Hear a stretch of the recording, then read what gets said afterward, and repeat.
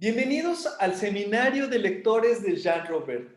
Mi nombre es Jesús Héctor Betancourt. En nombre del Dragón de Jade, anfitrión virtual de esta reunión, les doy la más cordial bienvenida. Seré anfitrión y moderador de la tertulia y lecturas. Los que estamos aquí reunidos tenemos interés en ahondar en la obra y pensamiento de nuestro amigo Jean Robert, urbanista, filósofo, caminante, pensador, tertuliante y compañero. El seminario consta de dos partes. En la primera, nuestra expositora, la doctora Márgara Millán, comentará el texto ¿Es posible pensar después de la economía? De Jean Robert. No es participativo en esta primera parte, pero pueden anotar comentarios y reflexiones en el chat grupal. Tras la exposición de nuestra expositora, la doctora Silvia Marcos hará un cierre de la sesión del seminario para dar comienzo a la tertulia, que es una sección más conversacional. Entonces, gracias a todos por estar presentes. Cedo la palabra a la doctora Silvia Marcos, coordinadora del seminario y compañera de 49 años de Jean Robert, para que dé unas palabras de bienvenida. Buenas tardes, mucho gusto de estar aquí con ustedes. Y bueno, ahorita vamos a escuchar a Márgara Millán. Márgara Millán es una amiga de muchos años y sobre todo fue una amiga que conversó profundamente con Jean Robert mucho. Cuando salíamos juntos, yo los veía que se metían en unos debates, en unos análisis, y entonces yo me di cuenta que Márgara tenía una lectura muy profunda de los aportes de Jean Robert, que lo comprendía a fondo, y pues además de eso compartimos mucho las participaciones en el territorio zapatista, porque también íbamos invitados casi siempre al mismo tiempo. Entonces Márgara es una comentarista privilegiada, yo creo. Y además, después de estas conversaciones que podían ser a la hora de estar cenando allí en el Universal, en la noche un domingo o en algún lugar así informal, pues además de eso, luego leer cuidadosamente la obra de Jean Robert y pedirle que participara, pedirnos a los dos que participáramos en dos de sus proyectos en la UNAM, que dio lugar a dos libros. Y este es una de las publicaciones de Jean Robert que aparece en uno de los libros que Márgara Millán coordinó. Entonces no creo yo que haya nadie mejor para hacer comentarios a profundidad sobre este tema que vamos a tratar hoy, del pensamiento de Jean Robert.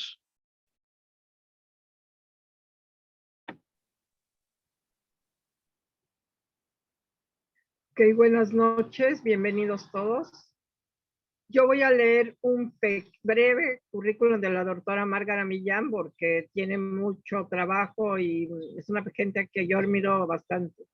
La doctora Márgara Millán, socióloga y antropóloga social, fundadora de la Asociación Civil Con Nosotros y parte de la red del feminismos descoloniales y de la colectiva llegó la hora de los pueblos, coordinadora del proyecto Modernidades Alternativas y Prefiguración de lo Político, autora de Descentrando el Género, Refundando la Nación, el zapatismo de las mujeres indígenas y sus consecuencias, profesora de la Facultad de Ciencias Políticas y Sociales de la UNAM. Muy breve currículum para toda la trayectoria de la doctora Millán.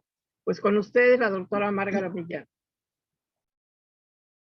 Pues es un placer estar aquí con todas y todos. Le agradezco mucho a Silvia Marcos y a quienes han organizado estas tertulias de las cuales nos hablaba mucho Jean Robert cuando las hacían en relación a leer a Iván Illich, ¿no? Y cómo también él nos enseñó que leer, que es una manera también de conversar, de mantener viva a la persona con la cual conversábamos. Entonces, un placer estar aquí.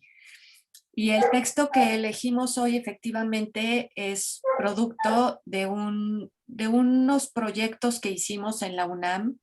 Aquí Paulino participó también en alguno de ellos al inicio, cuyo paraguas era pensar modernidades alternativas, ¿no? Y entonces naturalmente acudimos a Jean Robert para tenerlo en varios ciclos del seminario donde reflexionábamos distintas derivas de la configuración, digamos, de la modernidad capitalista y patriarcal, y cómo él y su lectura de Illich y su propio filo crítico podía ir también desmenuzando esta idea de la modernidad y cómo también podía ir revelando, que era lo que a nosotros más nos interesaba, eh, permanencias y emergencias de algo distinto a la modernidad capitalista. Entonces, este texto forma parte de los resultados del primer proyecto que se denominó Modernidades Alternativas y Nuevo Sentido Común. Y más específicamente de una parte donde nos interesaba pensar la materialidad de la cultura.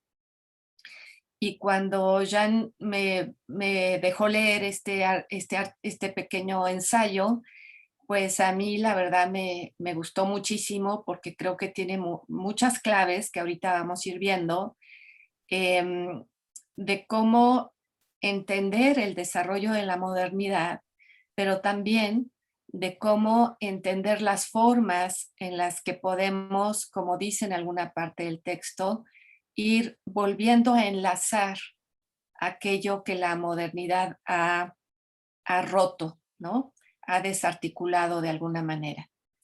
Entonces, pues lo que acá hacemos me parece que es ir leyendo el texto y vamos a irlo comentando. Yo lo iré comentando en las partes donde me parezca que tenemos que decir algo más que lo que el texto nos dice según mi lectura, ¿no?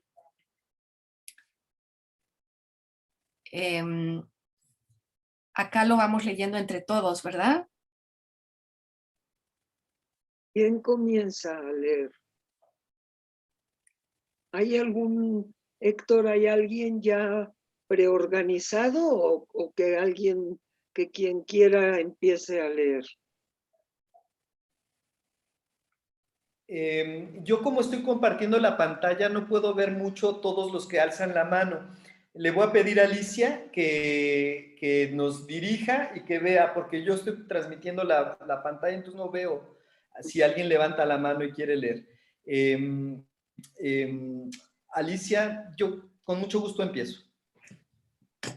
Entonces empiezas tú, ¿no, Sí. Jesús? Porque aquí también yo veo y nadie está levantando la mano ahorita. Muy bien, comienzo. ¿Es posible pensar después de la economía? Jean-Robert Jeannet. Adam Smith transformó en ciencia lo que era un arte de gobernar, la economía, absolviendo la distinción entre economía y subsistencia. Como veremos, el esfuerzo de Iván Illich consistió en restablecer esta distinción. En 1971, Iván Illich pronunció la siguiente frase: más allá de ciertos límites, la producción de servicios hace más daño a la cultura que la producción de bienes materiales ha causado a la naturaleza. 3 de sus libros publicados en los años siguientes sirven como ilustraciones de esta tesis sobre los servicios educacionales. La sociedad desescolarizada, servicios de transporte en energía y equidad, y los servicios médicos en Némesis Médica.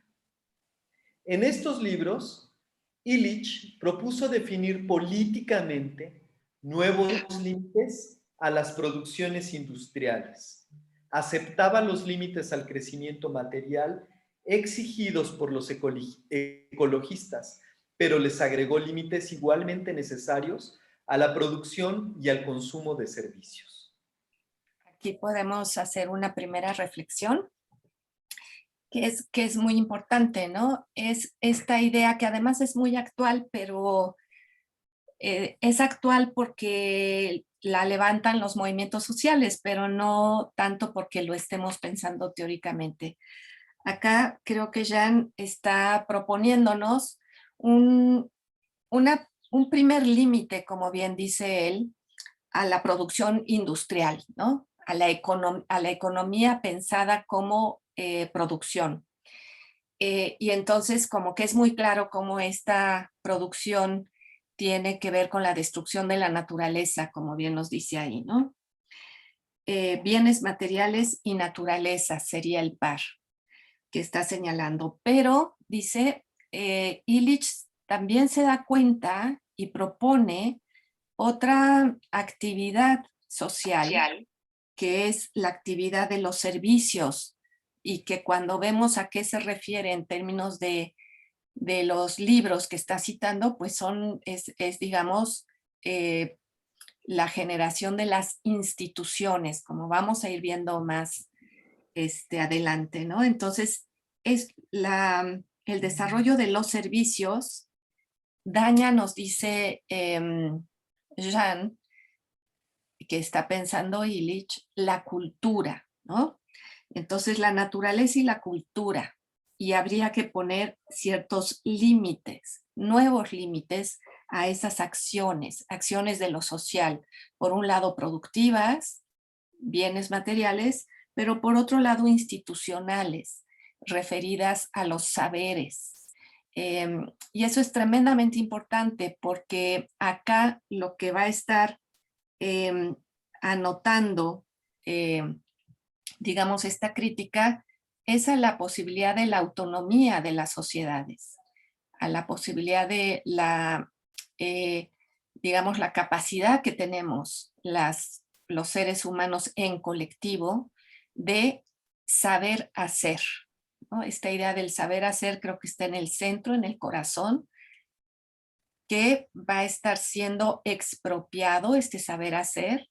En un primer momento pensaríamos que solo con la producción industrial, pero como bien vamos a ver acá, estaría siendo también un saber hacer expropiado en muchos otros sentidos.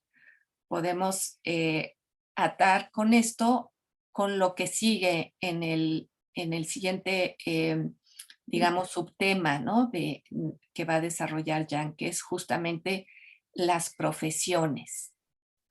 Entonces, si alguien quiere empezar a leer esta siguiente parte. Miguel Valencia, ¿nos quieres ayudar? Aquí. Ya. El estado del arte de las primeras críticas sobre servicios y profesiones. El siguiente resumen bastará para recordar el estado del debate en el ámbito de los servicios y las profesiones en el Centro Intercultural de Documentación, CIDOC, en los años 70. Los servicios son los productos que los profesionales ofrecen a sus clientes. La relación profesional-cliente comprende 3 tipos de intervenciones profesionales. El profesional identifica las necesidades del cliente. 2. Propone soluciones o remedios. 3.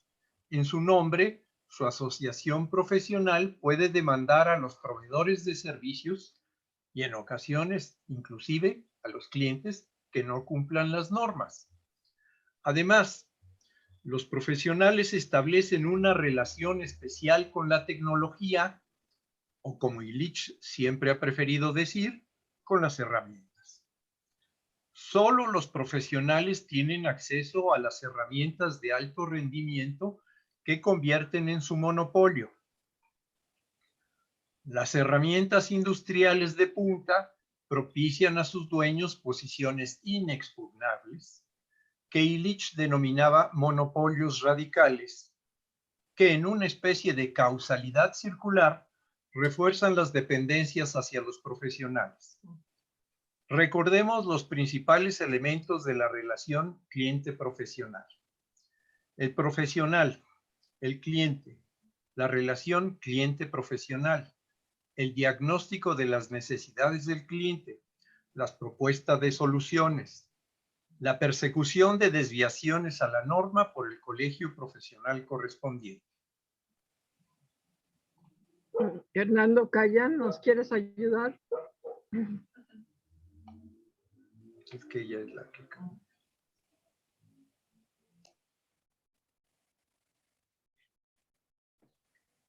Es que no veo que Perdón, alguien levante la mano. perdón, estaba Ok, gracias. con el teléfono o el micrófono apagado. Mil La disculpas. historicidad de las profesiones, ¿no ve? Sí, Sí, Un poquito necesito avanzar el texto para verlo. La historicidad de las profesiones. Por muy naturales que las haga parecer su ubicuidad, las profesiones son un fenómeno histórico. Por ejemplo, la definición de lo que es un acto profesional en 2013 ya no corresponde a las descripciones de Illich a principios de la década de los años 70. A finales del decenio de los años 90, Sahai Samuel, en colaboración con Illich, estudió los cambios radicales que, desde los años 70, han afectado las relaciones entre las partes constitutivas de todas las relaciones profesionales. Otro acápite, la crisis. Después de 1976, Illich se volvió muy crítico de los conceptos que sustentaban su análisis de las instituciones, profesiones, de los servicios y herramientas industriales. Él se había dado cuenta de que algunas certidumbres propias de la sociedad industrial habían contaminado su crítica de la misma.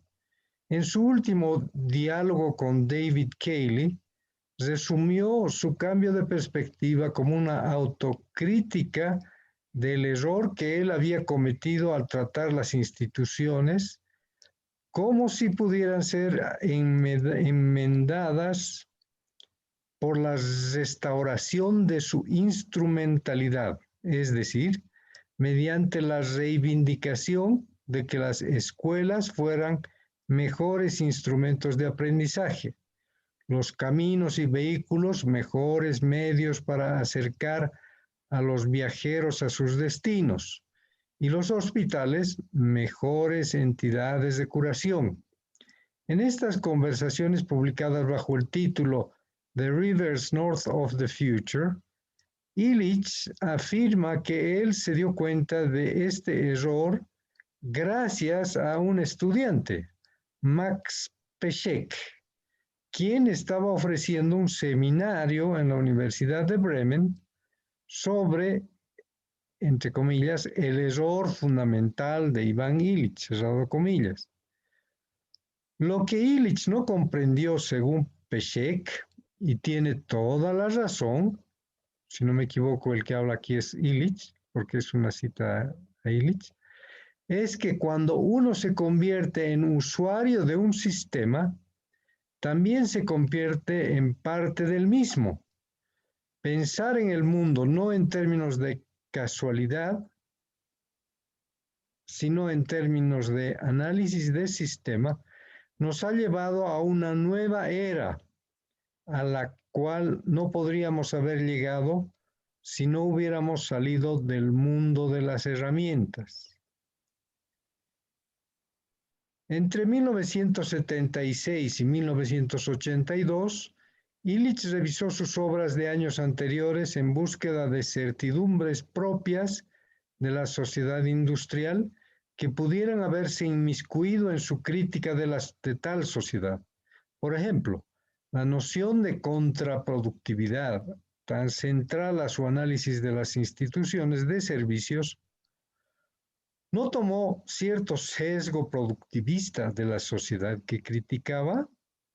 ¿O qué pensar de la comparación en energía y equidad entre la energía que necesita un vehículo y la fuerza del cuerpo humano, el evaluarlas en las mismas unidades, entre paréntesis, calorías o BTUs, no hace implícitamente del cuerpo una máquina termodinámica.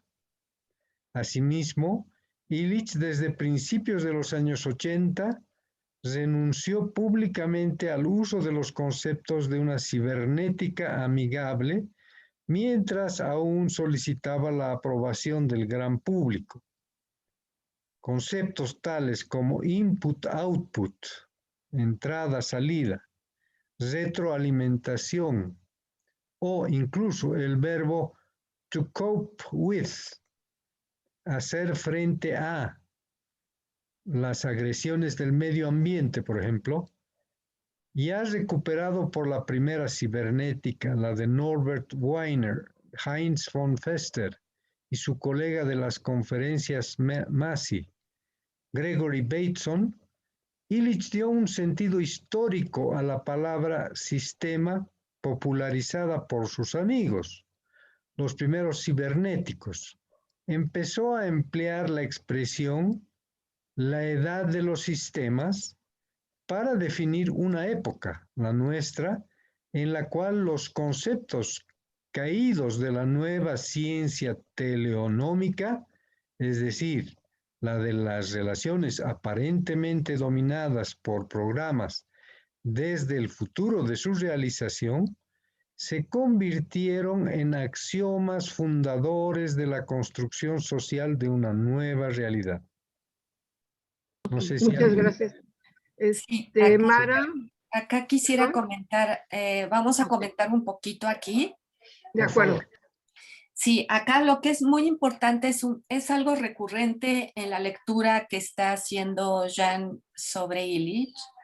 Esta idea de que Iván Illich, y ahora lo vamos a ver más posteriormente también, tiene como dos épocas o etapas, ¿no? Una primera parte donde aquí ya nos está diciendo Jan centrada en la idea de la herramienta y una segunda parte centrada en la idea del sistema, ¿no? Y digamos, la base de todo esto, hay que pensarlo así, es el desarrollo de la tecnología, ¿no? Y el reto que la tecnología está poniendo enfrente constantemente a la constitución de lo social. Entonces, es bien interesante cómo hasta aquí Jan nos va guiando en la noción de que hay dos Illich, por decirlo de alguna manera. Uno primero que está refiriéndose toda la problemática de los límites de la herramienta y uno segundo que tiene que asumir esta crítica que le hace el estudiante, donde una vez desplegado el sistema, somos parte del sistema, ¿no? Y esto pues va a llevar a consecuencias muy otras que en el primer posicionamiento.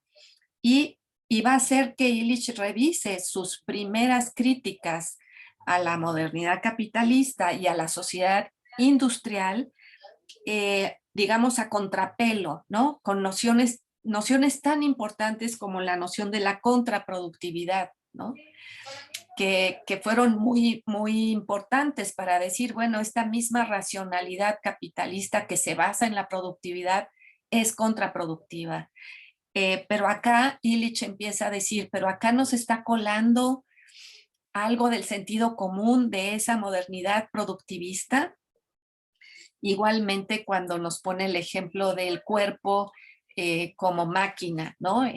Cuando nos está hablando de la energía. Entonces, este trabajo es bien interesante, digamos, también metodológicamente, entender cómo hay una segunda reflexión donde Iván está revisando sus conceptos anteriores y entendiendo que de repente hay una cierta certidumbre, como lo dice el texto, asumida por su pensamiento crítico, ¿no? Hay una cierta certidumbre de la sociedad industrial, hay unos ciertos presupuestos que están siendo retomados y con los cuales habría que romper.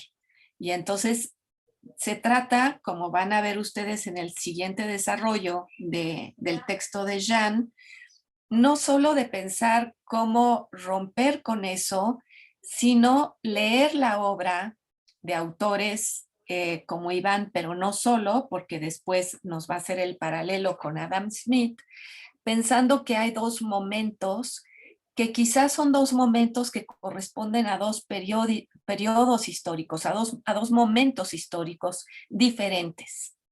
¿Qué quiero decir con eso? No es que se haya pensado la misma realidad primero de una manera y después de otra, sino que la realidad misma ha cambiado. Y eso ha permitido repensar aquello que se pensó desde la nueva perspectiva. ¿Sí? Creo que podemos seguir después de esto. Ok, gracias. Mara Bravo, ¿nos podrías ayudar? Claro que sí.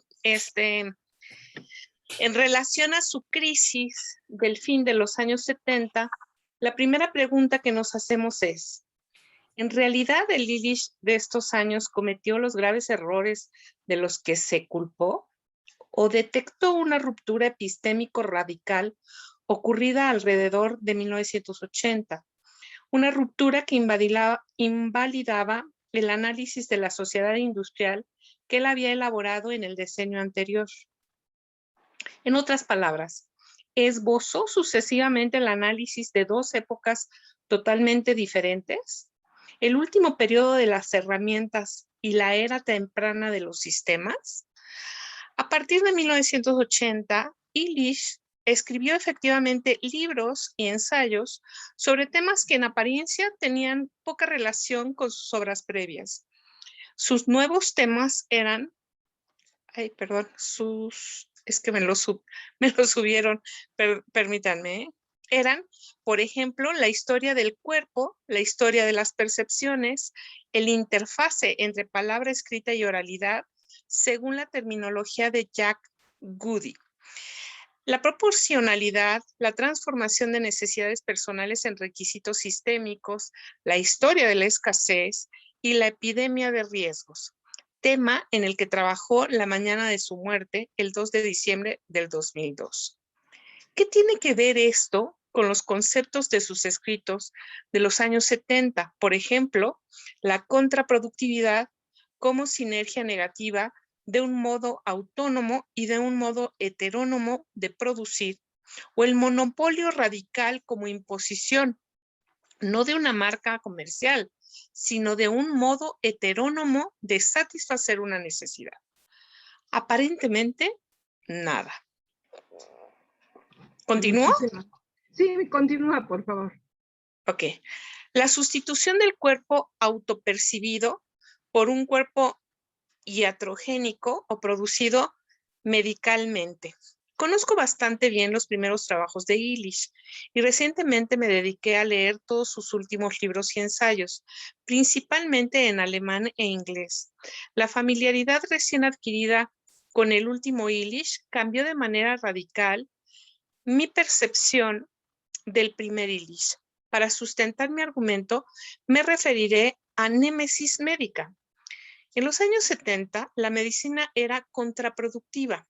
Poco después, en 1980, crisis personal o percepción de un ámbito de la época, la medicina es una institución que obliga a sus pacientes a internalizar una imagen iatrogénica generada por los médicos de su propio cuerpo. Literalmente, la consulta médica se vuelve un acto en el que el cuerpo iatrogénico se introduce a la fuerza bajo la piel del paciente. Más precisamente, el acto médico sustituye la autopercepción corporal del paciente por el cuerpo construido por los médicos mediante capas y capas de descripciones anatómicas y fisiológicas. Al hacer esto, la medicina destruye una cultura, puesto que cada cultura se funda en una percepción común del cuerpo, como la base mutable del yo. En cada época histórica, el cuerpo es la deixis del yo, escribe Bárbara Duden. Muchísimas gracias.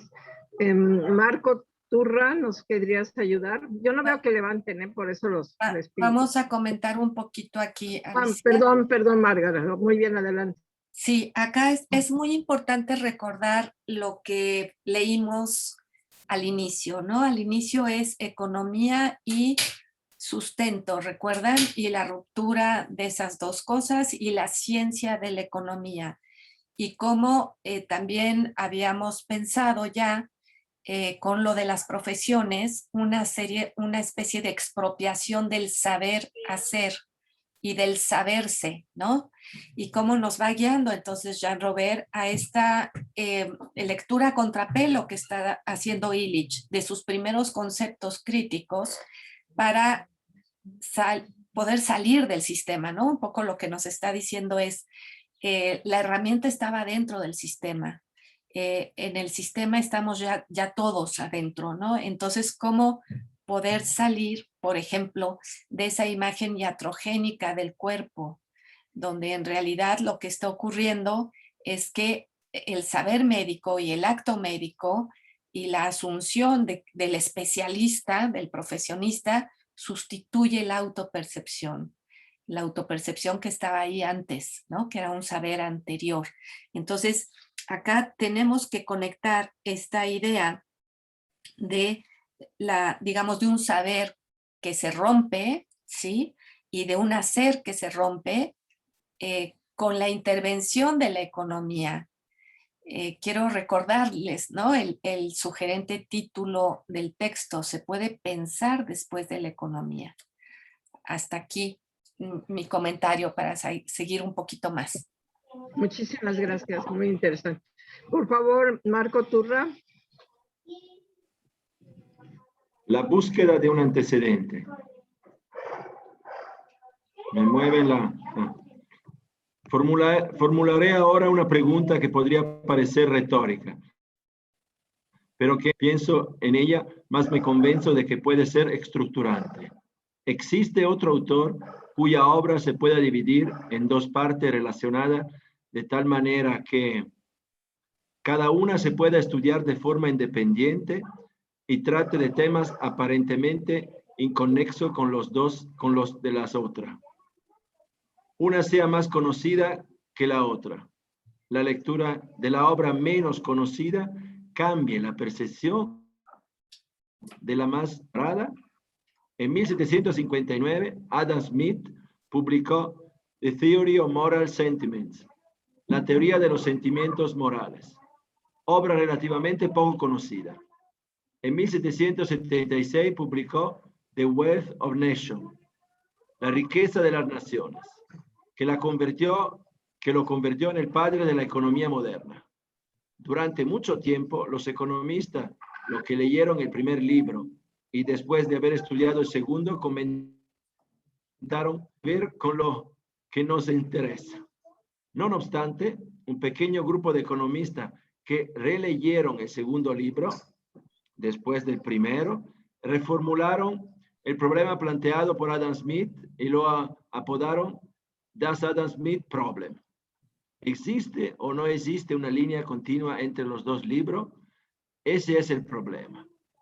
Mi amigo Jean-Pierre Dupuy declara que hoy la opinión que prevé el pensamiento de Smith es un todo coherente. El efecto de regresar a su primer libro, después de familiarizarse con el segundo, proyecta una nueva luz sobre las condiciones de la constitución de la economía en una ciencia. De acuerdo a Dupuy, la luz que The Theory of Moral Sentiments proyecta sobre The Wealth of Nations es que el comportamiento económico en el sentido moderno es mimético o inclusive invidioso. Rara vez se persigue la riqueza para consumirla o para usarla, sino más bien por la mirada envidiosa que despierta en los otros. La riqueza atrae la simpatía de otros. La simpatía de otros o su mirada envidiosa es el premio de la ostentación de la riqueza sin sentido. En ojos de los lectores críticos de estos dos libros, Smith establece que el estatuto científico resulta de una confusión voluntaria entre lo que los antropólogos llaman la subsistencia y lo que los economistas modernos denominan economía. Una antinomía plasmada en la famosa paradoja de los diamantes y del agua.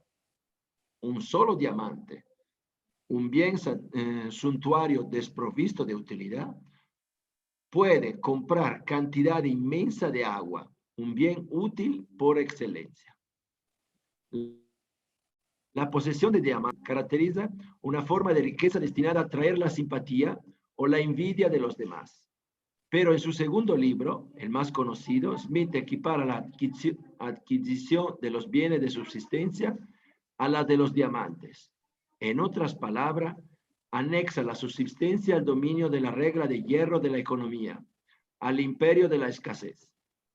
La abolición de la distinción entre economía y subsistencia abrió camino Dismal Science, la ciencia de los días malos, como se llegó a nombrar a la economía. Muchísimas gracias. Doctor Ramón Vera, ¿nos podría continuar? Sí, claro. Ahí voy. Un momentito nomás, por favor. Al contrario, las contribuciones de Illich al pensamiento económico han insistido en la necesidad lógica de restaurar lo común, la base de toda subsistencia, como un dominio no condicionado por la economía, es decir, por la ley de la escasez. Su defensa de lo común tiende simplemente a restablecer una distinción que, antes del siglo XVIII, era simplemente parte del arte de gobernar. Más precisamente, al analizar de manera crítica la economía de los servicios y de las profesiones, Illich restablecía una clara distinción entre la economía, como un dominio sometido a la ley de la escasez, y la subsistencia, como un ámbito de producción autónoma de valores de uso fuera del dominio de la escasez. Postula que más allá de ciertos umbrales, la economía inevitablemente destruye la cultura de la subsistencia. Por ejemplo, la producción industrial de alimentos amenaza la existencia tanto de la agricultura de subsistencia como de la pequeña agricultura comercial. Este giro conceptual de Illich manifiesta una vez más su capacidad de construir distinciones significativas donde reina la indiferencia y la confusión. Antes del siglo de Smith, la economía tenía todavía algo que ver con el verbo griego del cual deriva, oikonomeo, administro mi casa, semánticamente muy cerca del oikodomeo. Yo preparo el terreno para el cultivo o la identificación de mi casa. La subsistencia era un dominio relativamente protegido de la codicia, la avaricia y la envidia. Era un dominio en el que prevalecía una regla general de protección de la subsistencia del más débil. Un testigo del siglo XVII, Samuel Pufendorf, describe la situación en los siguientes términos. La necesidad de una cosa o su utilidad exaltada están tan lejos de siempre ocupar el primer lugar que vemos a hombres teniendo en baja estima las cosas indispensables para la vida humana. La razón de ello es que la naturaleza, con la providencia de Dios, nos provee generosamente de ellas. Por ello, un incremento de valor tiende a ser el producto de la escasez, particularmente en el caso de las cosas provenientes de regiones lejanas. A consecuencia, el amor a la ostentación y al lujo ha atribuido enormes precios a cosas de las cuales sería fácil prescindir, como por ejemplo las perlas y las joyas. En cuanto a los artículos de uso diario, sus precios suben cuando su escasez se combina con el deseo de poseerlas. Muchísimas gracias, Paulino. Gracias. ¿Podrías continuar?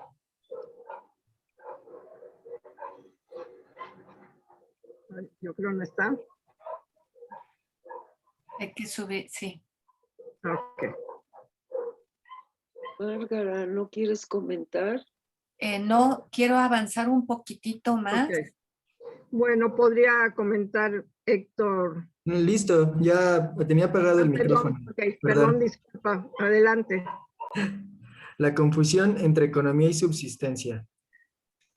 La providencia de Dios ofrece una vasta cantidad de cosas de las que la vida humana no puede prescindir y que son gratis, como el agua, o muy baratas, como el pan. Los bienes caros son generalmente inútiles, como las joyas o los diamantes. Cuando la economía no era una ciencia, sino parte del arte de gobernar, una estricta distinción se mantenía entre los bienes para la subsistencia, que son los bienes de los cuales el hombre no puede prescindir, y el comercio de los bienes suntuarios que no sirven para la subsistencia. Smith y todos los economistas después de él abolieron esa distinción. Una vez que la subsistencia se confundió con la economía, esta dejó de ser la buena administración de la casa. Dejó de tener que ver con la subsistencia, un dominio, de acuerdo a Smith, desprovisto de interés. En el momento en que la economía moderna dejó de ser sometida a las reglas de saciedad y de justa proporción, se convirtió en crematística, una actividad regida por la ley de la escasez que Aristóteles consideraba vergonzosa. Lo común tradicional protegía la subsistencia de la codicia, la envidia y todo lo que podríamos calificar como relaciones miméticas destructivas. Abolir la distinción entre un dominio que obedece a la ley de la saciedad y la justa proporción y otro dominio sometido al comportamiento mimético destructivo es abandonar a la gente común a la merced del mercado donde las relaciones miméticas reinan sin control. Las leyes que rigen el mercado moderno, las leyes de la economía, no son el equivalente social de las leyes de la física, sino manifestaciones de la escasez, una de las más importantes figuras del comportamiento mimético, según Paul Dumochel y Jean-Pierre Dupuy. Muchísimas gracias. Aquí sí vamos a comentar dos cositas, ¿no? Que son importantes en todo lo que está desarrollando Jean. En primer lugar, esta idea de el arte de gobernar, ¿no? Y cómo el arte de gobernar tiene que ver con el entendimiento de la economía como no separada de la subsistencia, como una parte de la subsistencia, el cultivo, la edificación de la casa, la administración de la casa, ¿no? Y digamos, ese es el origen de esta palabra economía antes de volverse ciencia. Y también otro concepto que aparece aquí, que es un concepto fuerte, diría yo, en relación a cómo comprender una cultura que acepta las condiciones del mercado y de la escasez, y es esta idea de la mímesis, de la relación mimética, del comportamiento mimético destructivo, ¿sí? Y que tiene que ver, yo quisiera que lo pensáramos también con lo que nos ha venido diciendo Jean antes en relación a la envidia y en relación a estos objetos, digamos, de alguna manera inútiles, ¿no? Que no nos sirven para la reproducción de la vida y que empiezan a ser tan codiciados, ¿sí? Quedémonos pensando también en esas claves de lectura. Ahora sí podemos seguir. Sí, gracias. Héctor Peña, ¿podrías continuar? A lo mejor no está listo. Si quieres, yo continúo, Alicia. Muchas gracias. Restableciendo la distinción suprimida. Amén de ser un autor cuyas últimas horas son capaces de modificar la percepción de las primeras, Sí, mientras que se puede decir obras, ¿eh? Es obra. Sí, últimas obras, sí, perdón. Obras son capaces de modificar la percepción de las primeras, mientras que se debe decir lo contrario de Smith. Illich diverge diametralmente con casi todo lo que escribió el filósofo moral y luego economista de Glasgow. Para ver cómo Illich restauró la distinción que Smith negó, hay que leer la introducción de El trabajo fantasma. 3 conjuntos de límites políticos han sido propuestos para proteger no solo la subsistencia, sino la misma existencia humana. Uno, la producción y el consumo de bienes materiales y de la energía necesaria deben limitarse. Dos, hay que limitar también la producción y el consumo de los servicios. Después de 1980, Illich introduce la necesidad de un tercer tipo de límites. Ay, si le pudieran subir, por favor. Gracias. Deben ser impuestos a todo lo que paraliza lo común y causa que la subsistencia se fusione con la economía. El tercer tipo de límites manifiesta la separación radical de Illich con Smith, quien al someter los medios de subsistencia a la misma ley que la regía los bienes suntuarios, otorgó una nueva virulencia a la vieja guerra contra la subsistencia. Lo que Ivan Illich trató de poner de nuevo en primer plano es lo que Smith y todos los economistas después de él reprimieron. El agua antes que los diamantes, la subsistencia antes que la economía, lo que es común antes que las modas aristocráticas, la épica oral antes que la poesía, el cuerpo, sentido, soma, antes que el cuerpo iatrogénico o las descripciones anatómicas, la historia de las cosas antes que la historia de las ideas. Quod es insensu, es sentimiento, antes que quod es in intellectu, es intelecto. La percepción antes que el concepto, la cultura material antes que la alta cultura, la encarnación antes que la elevación angelical, el bebé en la cuna antes que el emperador celestial. Poco a poco he revisado la primera parte del trabajo de Illich y lo he reinterpretado a la luz de mi percepción de la segunda parte de su obra. Muchísimas gracias, Mara. Bien, entonces acaba mi último comentario.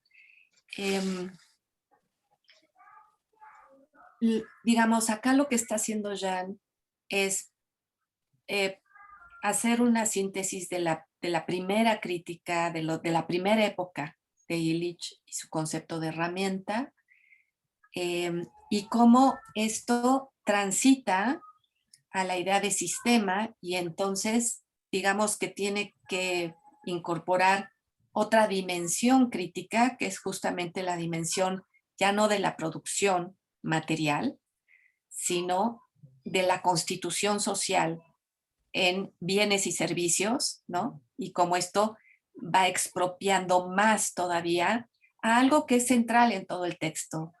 Y lo que es central en todo el texto es la idea de la autonomía, la idea de lo común, la idea de la subsistencia como lo común, ¿no? Y cómo las colectividades humanas pueden generar su propia subsistencia. Y digamos, lo que está aquí apareciendo es como toda la configuración de la modernidad capitalista no solo tiene un límite ecológico, como nos dice al inicio, natural, frente a la naturaleza, sino también tiene un límite en relación a la constitución y afirmación de la autonomía de la sociedad. Entonces, esto lo va a ir posicionando como un movimiento que hace Illich, donde su segunda parte productiva, digamos, de su obra, se va a centrar en algo que es muy análogo a esta última lectura que nos pone ahí, esta lista que nos pone Jean, ¿no? Primero la subsistencia antes que la economía. Primero el cuerpo sentido antes que el cuerpo iatrogénico, ¿no? Primero el sentimiento antes que el intelecto, ¿no? Entonces, lo que es muy interesante, que a mí me encanta del texto, es cómo nos muestra cómo después de que Schmidt y todo lo que sucede cuando la economía se hace ciencia y cuyo fundamento es digamos, apropiarse del terreno de la subsistencia, ingresar el terreno de la subsistencia al terreno de la economía, que va a ser, como bien nos dice, el terreno del mercado, todos los economistas ya no pueden pensar de otra manera, ¿no? No pueden hacer lo que el mismo Illich está haciendo y que nos está guiando Jean Robert para entender lo que Illich está haciendo, que es nuevamente, digo yo, pensar después de la economía. Es decir, liberarse de estas certidumbres, ¿no? Donde se puede mejorar las instituciones, se puede pensar al cuerpo humano como un referente maquínico. Todo esto que estaría siendo sensiblemente interiorizado al sistema, ¿sí? Parecería que Illich en su última movimiento escapa de eso, ¿no? Trata de pensar más allá de la economía. Y esto nos lo está mostrando Jean paso a paso con el referente de Adam Smith, que a mí me parece fascinante, ¿no? También con un autor, nos dice él, y esto va a ser estructural, un autor cuya primera obra no tenía nada que ver con la segunda, pero que cuando todos lo leímos o lo leyeron los economistas se quedaron con la segunda parte, ¿sí? Mientras que Illich va a ser justamente el referente contrario, ¿no? Va a revisar su primera obra dentro de a contrapelo, digamos, dejando hacer saltar estas otras formas en donde emerge lo común, emerge la capacidad autonómica, emerge la capacidad del saber hacer, ¿no? Volver a vincular la antigua economía con la idea de gobernar nuestra propia casa. Esos son mis comentarios. Muchas gracias. Muchas gracias, Márgara. Doy la palabra a la doctora Silvia Marcos para hacer el cierre de esta primera etapa del seminario. Bueno, una magnífica lectura, un texto que es sumamente compacto, que ya también casi cada subtítulo podría haberse elaborado de una manera mucho más extensa, pero él tiene esa capacidad sintética que a veces hace que por eso me gustan mucho los comentarios de Márgara, porque permiten comprender más a fondo cada uno de estos temas o subtemas que ya trata sobre la diferencia entre la subsistencia y la economía. Y yo creo que este texto está vinculado con todo el trabajo de Jean Robert. O sea, si nosotros vamos a seguirnos reuniendo para comentar gradualmente el texto que eligió Miguel Valencia, el texto que eligió Hernando Calla, el texto que eligió cada uno de los comentaristas, Alicia Dorantes, vamos a ver que todo está interconectado. O sea, Jean Robert es algo que es muy importante captar, porque hay mucha gente y gente intelectual y como podría decir yo, gente que debería saber mejor, creen que Jean era un pensador de múltiples temas y parece que están disociados los temas entre sí. Y sin embargo, cuando ha sido una lectura como hizo ahorita Márgara, vamos a ver que hay una redundancia, una repetición, una crítica de las certidumbres modernas, un cuestionamiento de lo que todo el mundo cree que es axioma, pero que no es. O sea, que está como develando una serie de estructuras que nos esclavizan sin darnos cuenta que nos esclavizan, porque se vuelven lo normal, lo natural, el axioma.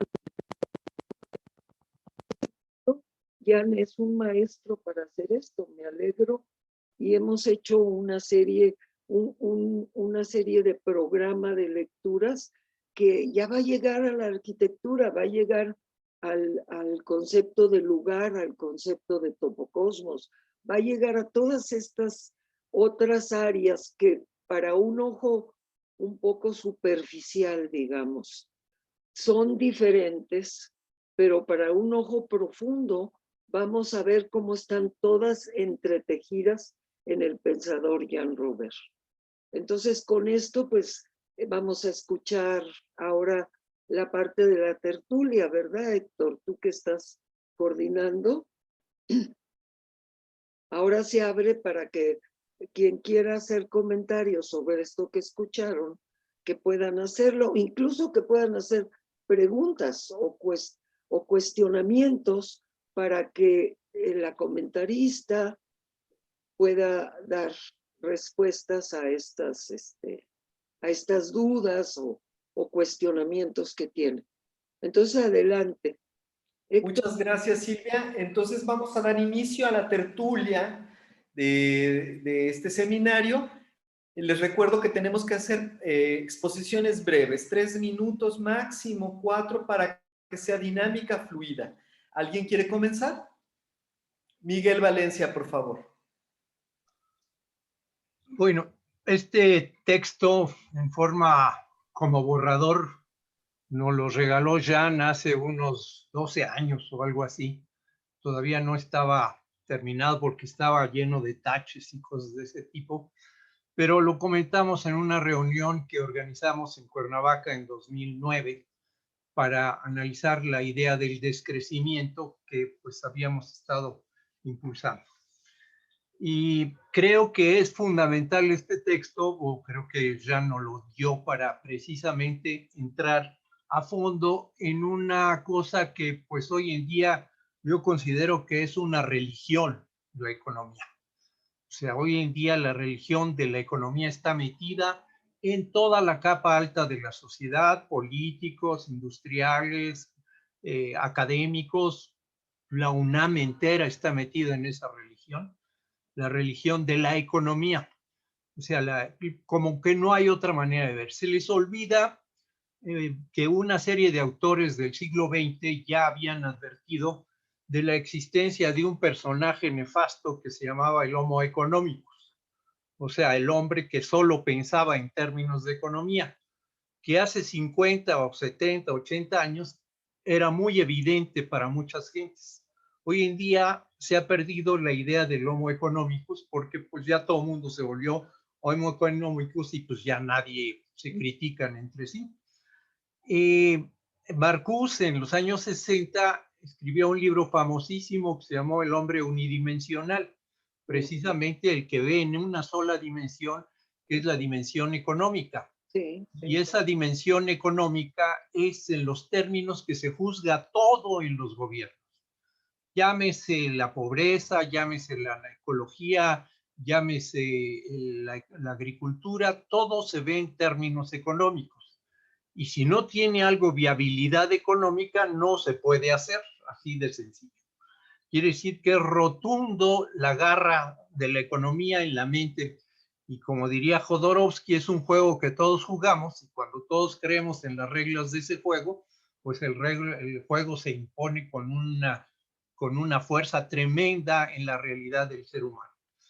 De ahí que no es posible avanzar un ápice en el tema de medio ambiente, ecología, cambio climático, sin entender a fondo la religión de la economía.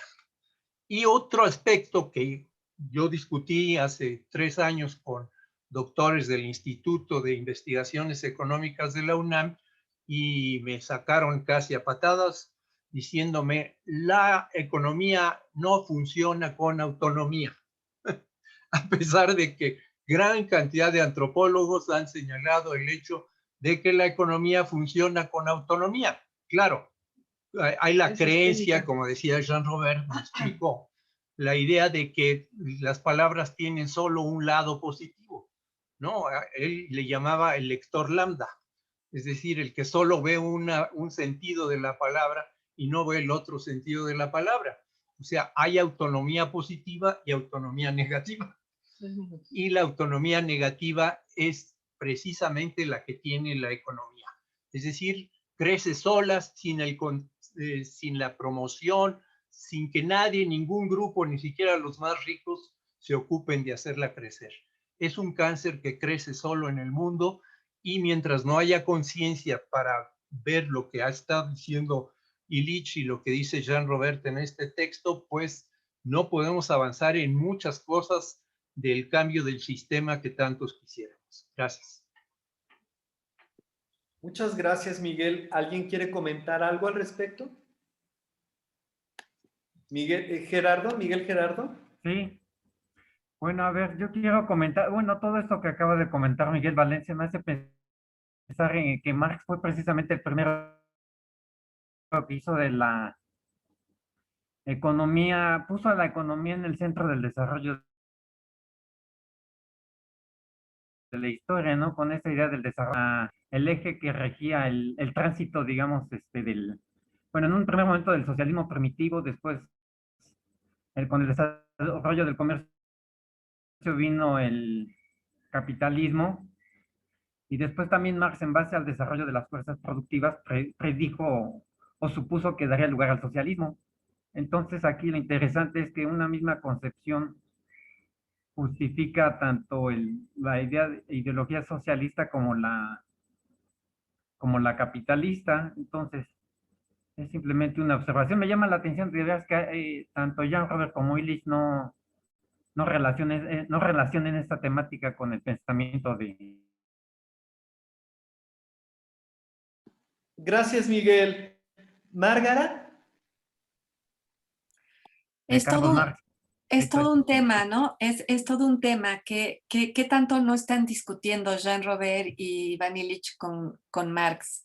Yo tengo mi propia apreciación. Yo creo que sí hay una visión que los hace converger, ¿no? Y es quizá la crítica de la economía política, entendiendo que en el capitalismo hay un sujeto automático, ¿no? Que es un poquito como decía Miguel, hay un sujeto automático que es el capital. El capital vive valorizándose continuamente, ¿no? Y no tiene ningún límite. No tiene ningún límite natural, ni ningún límite simbólico, ningún límite de ningún tipo, ¿no? Y esto está presente en los análisis de Jean-Robert y de Ivan Illich. Quizá se dice de otra manera, ¿no? Cuando Illich habla de la sociedad industrial, está también refiriéndose a este proceso, pero creo que efectivamente hay una divergencia en el sentido de cómo ambos autores entienden, por ejemplo, que la crítica, digamos, de la economía como ciencia tiene que ver también, como lo vimos en este pequeño artículo, con la concatenación de subsistencia, lo común, el saber hacer y la autonomía de las comunidades, ¿no? Esto es algo que está muy presente en estos dos autores, ¿sí? En Marx vamos a encontrar otras derivas, igualmente críticas de la modernidad capitalista, pienso yo, pero quizá no tan afincadas en pues una idea de lo político. Recuerden ustedes que varias veces Jean nos dice en este texto, hay que poner límites políticos, ¿no? Al crecimiento o a la economía o a lo que la economía hace. Pero sobre todo yo creo que el corazón de la diferencia está en esta importancia de la subsistencia como lo común. Esto debería de estar fuera de la economía, ¿no? Hay otras autoras que lo han pensado así también. Por ejemplo, Hannah Arendt ha pensado mucho la idea de que la política tendría que estar destinada, pues no a resolver los problemas económicos de las personas, ¿verdad? Sino a resolver otras cosas, porque esos problemas económicos ya deberían de estar resueltos de antemano, ¿no? O sea, la subsistencia debería de ser algo común y garantizado. Hasta aquí. Muy bien, gracias, Márgara. Va Rosa, Margarita y después Juan. Bueno, pues muchas gracias por la lectura, Márgara. Yo tengo una pregunta en torno a recuperando esto que Jean-Robert recupera en este texto respecto a la autonomía, la subsistencia, y esto que Illich también desarrolla como lo vernáculo, que está toda esta dimensión, que está, todas estas, pues sí, ámbitos que están fuera de los umbrales de la escasez, que escapan, digamos, como a la perspectiva de la forma mercancía. ¿Qué tan cerca o qué puentes habría con la noción de Bolívar Echeverría de valor de uso? O sea, como si tú pudieras como comentar algo en torno a los puentes que podría haber entre lo vernáculo, esto que escapa al umbral de la escasez, que tiene que ver con la autonomía y las formas de la subsistencia. Bueno, es más bien como una duda.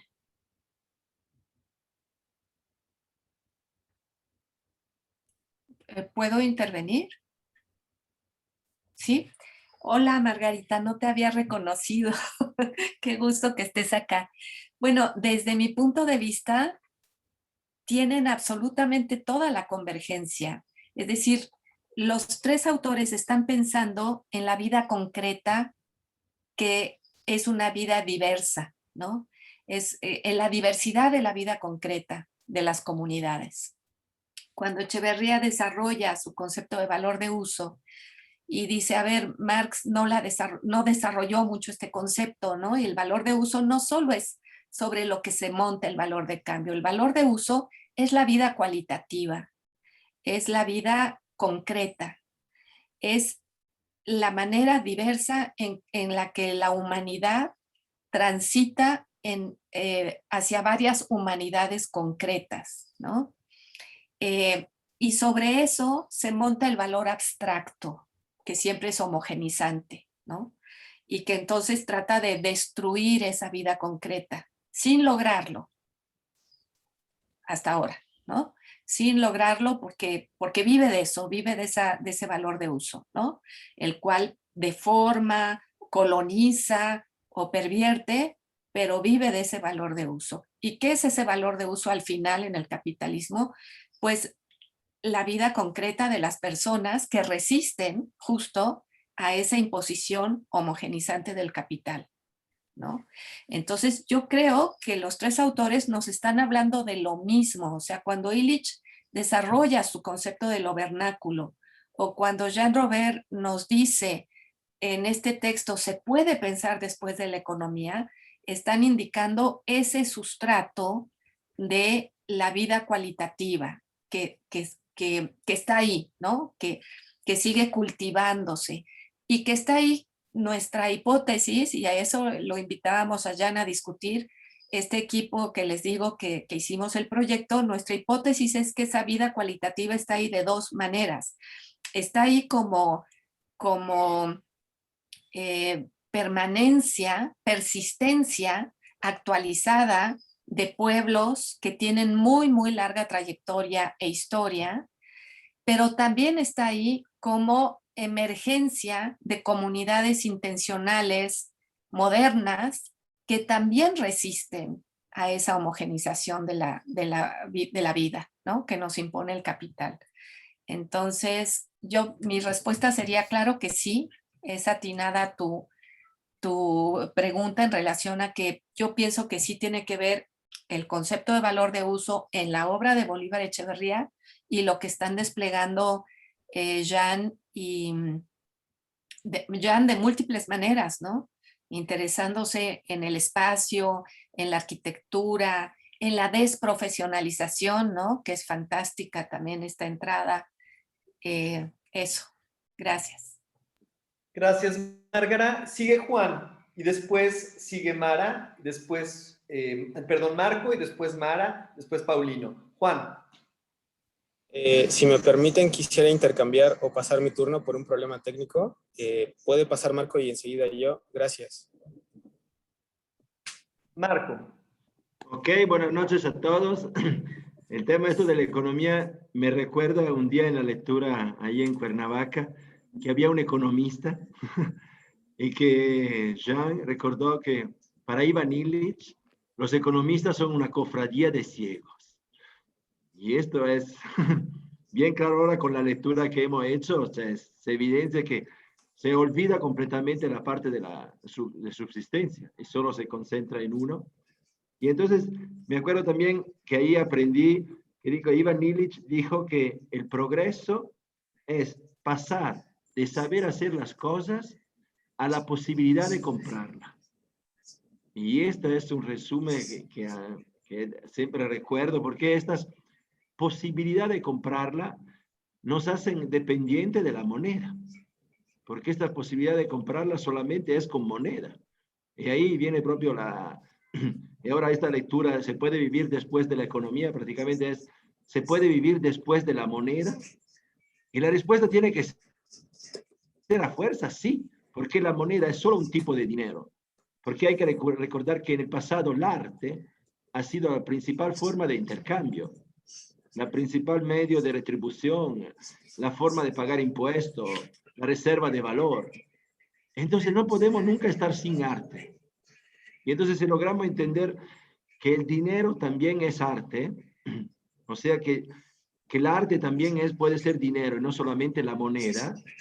Ve México y Oaxaca, donde vivo ahora, ya va a reducir su pobreza monetaria, porque lo que padece México, principalmente los estados del sur de México, es una pobreza monetaria, es la falta de poder comprar, pero es un engaño, es una estafa, porque si recuperamos, le damos las funciones del dinero al arte, esto que yo propongo, los dineros artísticos, obra de arte con función de cambio. Entonces me gusta muchísimo participar en estos, porque sí hay que recuperar. México no es pobre, la pobreza solo es monetaria y es debida a esta cofradía de ciego, que son los economistas, que nos engañan 24 horas al día. Entonces estos artículos tendrían que ser difundidos más para hacer entender a las personas que economía no es solo escasez. Como también lo aclaró bien Carl Polanyi. Muchas gracias. Saludo de Oaxaca. Gracias, Marco. Juan, vuelves. Juan, abre tu micrófono. Muchas gracias. Muchas gracias y buenas noches a todos. Pues en reflexión a lo leído, pero también suscribiendo mucho de lo que han comentado y que me parece pertinente.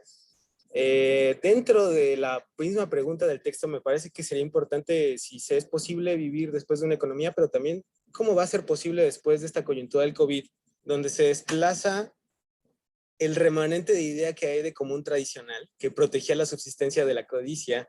En este mismo momento lo estamos enfrentando todos y muchos, y creo que el avance de la agenda neoliberal y neoconservadora, no solo por la misma pandemia y la coyuntura, refleja justamente cómo estamos ahora formados y bien intrínsecos, bien metidos en el sistema, sino hasta qué punto estas instituciones que nos despojaron de ciertas capacidades o nos restringieron, están ahora aventando toda la responsabilidad a la familia. Otra institución, pero por supuesto fuera de ese otro sistema que antes componía totalitariamente la estructura de vida. Y como siempre, y desde el punto de vista económico, como sabedor de algunos conceptos, internalizan beneficios y externalizan todo lo demás, ¿no? Eso me parece bien bonito y es un cuestionamiento que tengo personalmente. Me recordó mucho también algunas conversaciones con Jan y en ese sentido justamente de cómo las herramientas, aunque dentro del mismo sistema, finalmente se han formado a través de lo común, es decir, el científico, aunque se enclaustre en su propio taller o laboratorio, no responde su capacidad innovadora, sino a partir de la socialización de su conocimiento y del de todos. Gracias, saludos. Gracias, Juan. Sí, Mara Bravo y después Paulina. Mil disculpas si no prendo mi cámara, pero está muy inestable mi conexión. Pero prende tu micrófono, por favor. Aquí estoy. Les decía, bueno, a mí me parece que, bueno, primero que nada, tu micrófono. Jan, y pues la erudición con la que él escribe nos lleva como de la mano sin hacer a veces muchas veces hace referencia a autores, pero otras veces no. A mí me parece de pronto, es una apreciación y me gustaría pues compartirlo con ustedes, si ustedes me dirán si estoy en lo cierto o no, así como hay una referencia indirecta al pensamiento de Bolívar Zapata, que sin lugar a dudas es un pensamiento marxista. Me parece también que Jan Robert, y haciendo referencia a Iván Illich y su trabajo, están retomando de manera tangencial el pensamiento de la teoría crítica en cuanto a esta cuestión de la instrumentalidad, ¿no?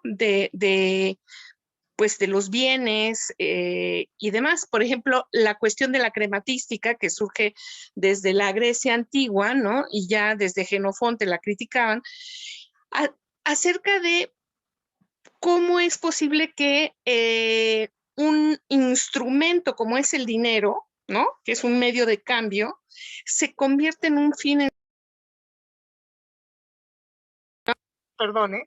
con toda esta cuestión de pues asumir de una manera distinta las relaciones económicas, porque las relaciones económicas no necesariamente tienen que ser de dominación, pero a partir de la economía como ciencia sí se convierten en dominación. Es más o menos eso lo que quería yo decir. Y muchos puntos. Paulino. Buenas noches de nuevo a todas, a todos.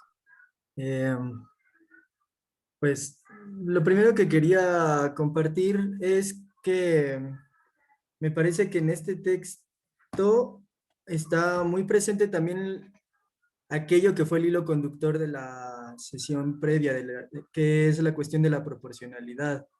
Aquí tal cual no aparece la palabra, pero bueno, el mismo cierre cuando habla de los límites que se tienen que imponer para la restitución o el restablecimiento de lo suprimido, esto suprimido al final es la proporcionalidad de las sociedades consigo mismas y con su lugar de existencia, ¿no? Entonces, bueno, quería señalar esto porque me parece que aunque el texto anterior y este parecieran, como decía Silvia, a veces no directamente relacionados, pues está este elemento siempre presente, ¿no?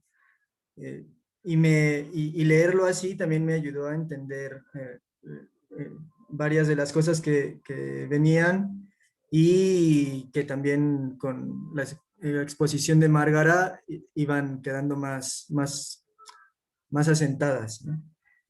Y lo otro que también quería compartir con ustedes es justamente esto que ya se ha mencionado varias veces en el texto, el concepto de escasez, que sí es importante cómo lo está planteando Jan de la mano de Iván Illich, porque justamente salen al paso a una observación histórica, a una constatación histórica que es muy relevante en términos de que hace poco, la semana pasada tenía ese diálogo y ese debate por acá en torno a si se puede hablar de una escasez generalizada en la sociedad humana a lo largo de todo su proceso histórico o no.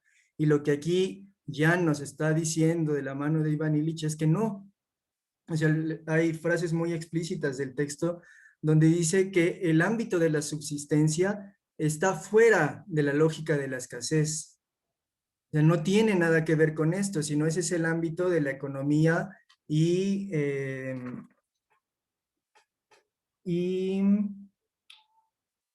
por ello mismo, Adam Smith decía que la subsistencia es un dominio desprovisto de interés, en términos de que ahí la economía entendida como el dominio de la escasez no tendría nada que hacer de manera original.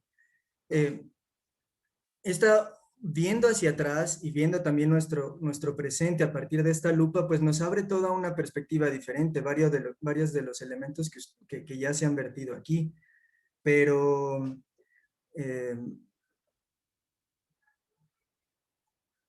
lo que quiero llegar es que es verdad, como decía, no lo decía tal cual el compañero Miguel Gerardo, pero como esta noción que incluso atraviesa algunas lecturas marxistas muy fuertes en torno a la noción de escasez, sí anclan las posibilidades de apertura, de alternativas, de alteridades que nosotros podemos imaginar y proponer, pero también nos obnubila o nos ciega a poder entender cómo establecemos nosotros nuestras relaciones de subsistencia en nuestras colectividades, por pequeñas o grandes que sean, y cómo no es muchas veces en términos prácticos el centro que nos lleva a relacionarnos en términos de nuestra cultura material, sino cuando la escasez se vuelve el elemento a partir del cual nosotros nos hilvanamos, entonces la preocupación ya no es propiamente la subsistencia de la colectividad, sino lo que estamos haciendo es introyectar en nuestra práctica el problema de la dominación. Yo creo que en esto los zapatistas pues son maestros geniales, ¿no? Y bueno, hablo de los zapatistas porque quizás son el ejemplo más conocido. Hay muchos otros, pero sobre todo ahí donde los ámbitos de comunidad siguen siendo fuertes, la escasez no es un problema de la colectividad. El problema es cómo compartimos lo que tenemos. Poco o mucho, pero que nos permita vivir con dignidad en colectivo, pues, ¿no? Gracias, gracias Paulino. Tenemos que ser breves porque hay muchos comentarios, entonces voy a dar la palabra a Fernando Villanueva. Hola, sí, gracias, buenas noches. Y retomando todos los aspectos que se han comentado son muy importantes. Y yo quisiera plantear desde el punto de vista del texto, abordarlo como un problema también del ser y del deber ser, del describir cómo son las cosas y saber cómo deberían ser, tomar partido hacia cierto sentido. En este caso, también quisiera decir una frase que alguna vez se le atribuyó a Einstein, que decía que si se lo puedes explicar a un niño, es que lo entiendes bien. Si el niño lo entiende también, si eres capaz de explicárselo. Y en este caso yo lo pasaría a una familia. Tomando a la familia, por ejemplo, yo soy el padre, tengo estudios, tengo una serie de cosas, tengo un trabajo y gano dinero. Mi esposa es ama de casa, ella no gana dinero propiamente, asalariadamente. Tengo un hijo que estudia, pero todos y cada uno de nosotros, mi esposa, mi hijo y yo, utilizamos todo lo que tenemos, el dinero que yo gano, lo que mi esposa trabaja en la casa y yo le ayudo, lo que mi hijo hace estudiando y todo, nuestra economía en la familia tiene que tener un arte para subsistir y para florecer. Y esa misma célula tiene que ser pasada con las salvedades que deben seguirse a la comunidad un poquito más amplia, tanto dentro de mi entorno como dentro del Estado, como dentro del mundo, ya hablando ya más en general. Entonces, esto que habló al final de los puntos en el que primero es el sentimiento antes que la intelectualidad, primero no hay que sacrificar, yo lo leo como que no hay que sacrificar esas partes por ser demasiado intelectualizante a veces, y hay que tener la capacidad de entender al otro, al que va surgiendo, y ayudarlo a que todos florezcamos, ya sea en la abundancia o en la escasez. Si en mi familia me quitan a mí el trabajo, yo no por eso voy a dejar de luchar porque los más débiles en mi familia tengan lo necesario para florecer. Y yo pienso que en la humanidad hay muchas riquezas que no están compartidas. Ese es el problema. Hay acaparamiento y hay todo lo que dijo, se mencionó, que hay una especie como de envidia, hay una codicia, hay una avaricia.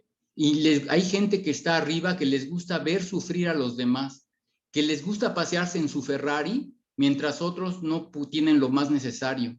Y eso es lo que enferma, es una sociedad enferma. Gracias. Gracias, Fernando. Clotilde, traten de ser sucintos y vayan al grano. No, el grano aplaudo lo de Fernando y le recuerdo un comentario que él hizo. ¿Qué ganas de todo cuantificar? Y con esto quiero iniciar algo que procuraré ser esos menos de los 3 minutos, es el ICOS, no el ECO. El ICOS, que quiere decir alrededor del fogón, lo que acaba de escribir precisamente ahorita Fernando. A todos, pero principalmente a una población mayoritaria, mayoritaria que manejan la historia que se inició en el fogón de la casa. Y se les olvidó porque, curiosamente, si han leído las emociones de Adam Smith, es excelente. Y si se dieron cuenta que dice la simpatía, la empatía, en pocas palabras, la solidaridad, no es por el lado de las cosas iguales, ¿sí? No es de la alegría, siempre es por el sufrimiento. Entonces, esto es muy importante porque yo sí veo la liga de Adam Smith, de su primer trabajo, a la segunda etapa, que en la actualidad la que vivimos todos es la segunda etapa. Es lo mismo para Illich, es lo mismo para Jean Robert. Cuando hablan de Jean Robert con la cuestión de la macroeconomía, no la del ICO, no la de la subsistencia, porque esa es peyorativa, ¿no? No, pues trabajas y haces para subsistir. Pero todos necesitamos evolucionar, ya es otro lenguaje. Y ese es el problema que yo creo cuando yo dialogo igual que Miguel con alguien de doctorados en economía, me dice, obviamente, lo primero es, ya perteneces a una secta, ya tienes el lenguaje, el pensamiento de esa secta. Entonces, yo creo que es muy importante ser no ambidiestros, entender el diálogo o el lenguaje que utilizan los que dominan el mundo. No nos cabe la menor duda, ¿sí? La resistencia la van a seguir hasta que los mate, hasta que produzcan guerras y se morirán al pie del cañón con sus ideas. Pero el problema va a ser cómo entablamos puentes para evitar guerras, para evitar esta identificación, porque además todo el mundo quiere una identidad, ¿sí? Y dicen, si te identificas con tu secta, ¿sí? Pero hay un grupo, y anoche estaba yo comentando con alguien que trataba de no usar un lenguaje como el que estamos aquí convivencialmente, porque todos lo manejamos, que no tuviera que etiquetarme por colgarme un prejuicio para que pudiéramos analizar los dos la situación actual de México y la situación actual del mundo, ¿sí? Cómo ya no podemos ser locales, ya no podemos estar en el ICOS, tenemos que rescatar ese ICOS, pero conjuntamente con los que la están, porque aunque la van a padecer, cierto lo que dice Miguel y lo que dicen muchos, estamos entrando los latinoamericanos en un capitalismo tardío, si entramos en ese lenguaje.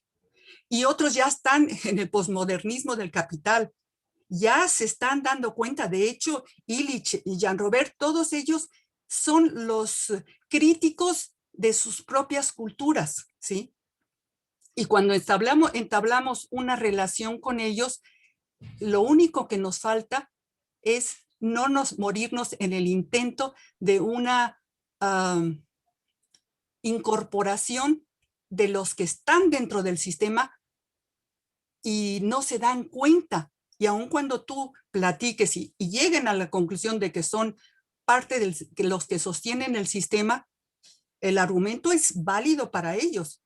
No importa.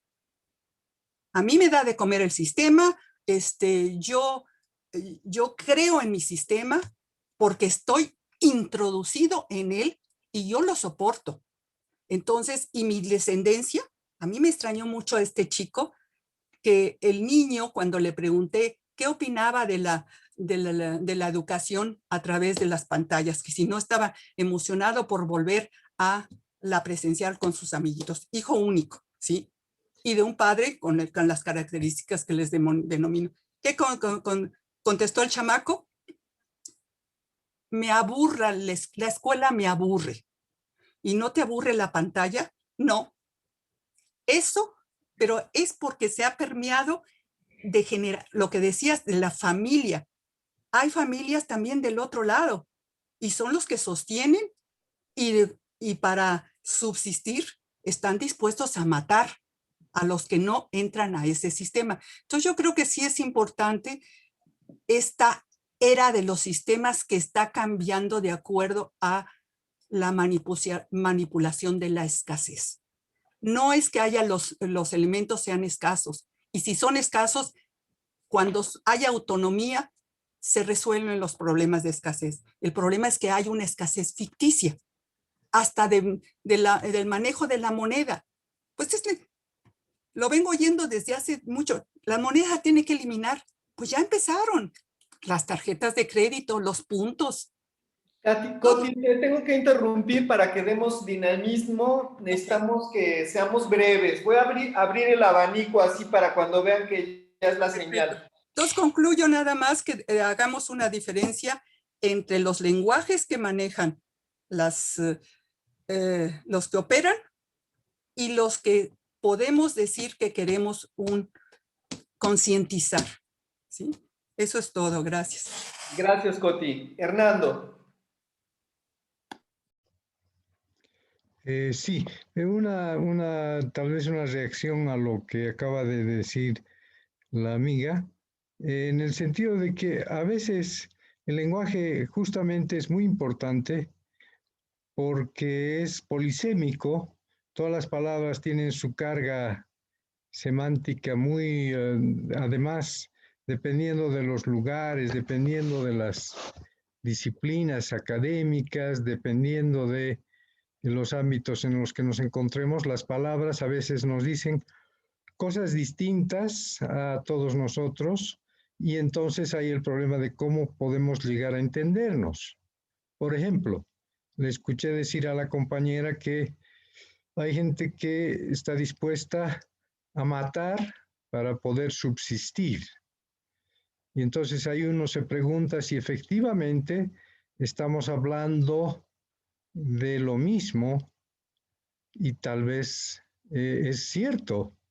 De repente hay pueblos que para defender su modo de vida, es decir, sus medios de subsistencia, estarán dispuestos a pelear contra aquellos invasores, colonizadores o simplemente depredadores que están intentando destruir sus medios de subsistencia. Pero yo de alguna manera quisiera rescatar la idea esta de subsistencia, porque es un término que también los economistas, yo estudié economía en mis tiempos universitarios, los economistas tratan o categorizan, por decirlo de algún modo, a la subsistencia como un medio mediocre de hacer economía, como si digamos, la subsistencia fuera simplemente una forma deficiente, ineficiente, con medios, con recursos escasos, con medios pobres para poder tener los medios necesarios para la, ¿cómo lo podemos llamar? La sobrevivencia. Pero hay un texto de Jean Robert, seguramente también tratando de hacer un poco de luces sobre este concepto, no recuerdo el nombre del texto, lo voy a buscar para cuando me toque hablar. Es un texto donde incluso hace una etimología de la palabra subsistencia. En otras palabras, para mí, la subsistencia es algo relacionado con la autonomía que han mencionado algunos.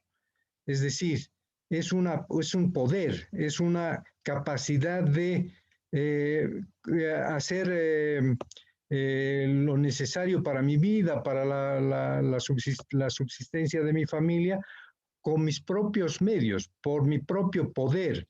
Y por lo tanto, entonces es una especie de autarquía, autonomía. El subsistente es alguien que subsiste por sus propios medios, no depende de lo externo, no depende de los otros, no depende del regalo, digamos, del obsequio, del estatal, etcétera, etcétera. Entonces, este término de la subsistencia es muy importante, creo, en la lectura tanto de Iván como de Jan como de Iván, que lo sigamos discutiendo para profundizar, digamos, de qué efectivamente estamos hablando cuando hablamos de subsistencia. Gracias. Gracias, Hernando. Márgara, ¿quiere hacer un comentario? Sí, un poquito escuchándolos, creo que hay muchas cosas que hay que volver a poner en común, ¿no? Y voy a empezar con esto último que dijo Hernando. Efectivamente, cuando centramos el problema en la subsistencia, no es solo el asunto de la subsistencia económica. Aquí tenemos que ir a hacer este contrapelo, ¿no? Ir un poquito hacia atrás. O sea, la subsistencia efectivamente es la autonomía. La autonomía no porque no seamos interdependientes. Todas las comunidades somos interdependientes, pero sí porque tenemos ese poder. ¿Poder de qué? De definir cómo es nuestra forma organizativa, nuestra forma, incluso de fiesta, o sea, esa capacidad autonómica. Y aquí quiero conectar con el gran impacto, por supuesto, que le hizo a Jean Robert, pues la gesta de los zapatistas, ¿no? Y el poner en el centro, como lo hacen los zapatistas, el asunto de la autonomía en su sentido político más radical, ¿no? Entonces, por eso decía yo, saber hacer, y saber hacer no solo, como lo plantea también Illich, y lo está posicionando Jan en este texto, no solo los bienes materiales, no solo la producción, ¿no? material de la autosubsistencia, sino también el saber hacer de las profesiones, ¿no? Que al final de cuentas en esta parte del texto es muy interesante esta idea de las profesiones nos convierten en clientes. Y entonces, más para allá, ¿no? El cuerpo iatrogénico. Entonces, son sabiduría, son conocimientos que vamos perdiendo, ¿no? Y vamos dependiendo de lo que el otro nos dice. Entonces, ahí hay toda una beta muy importante de la subsistencia en relación con la autonomía como poder, que yo creo que va a estar presente en todos los textos de Jan como horizonte. Después, sobre el asunto de la escasez, con Paulino hemos discutido mucho eso, ¿no? Porque parecería que habría como dos conceptos distintos de la escasez y a lo mejor eso también tiene que ver con los momentos históricos donde esto sucede, ¿no? Digamos, para una cierta lectura como la de Bolívar Echeverría que traíamos aquí a cuento, digamos, habría toda una formación arcaica de relacionarse con lo otro que estaría, que sería, digamos, agresiva, que sería digamos, la identidad del cazador, de la comunidad que se ve en peligro porque sus recursos son limitados, ¿no? Habría esa idea de la escasez en el origen, pero habría una segunda idea de escasez, que ya lo mencionaba Mara, que es la escasez artificial que impone el capitalismo, ¿no? Por ejemplo, cuando decimos el agua es escasa, pues tendríamos que pensar por qué el agua es escasa.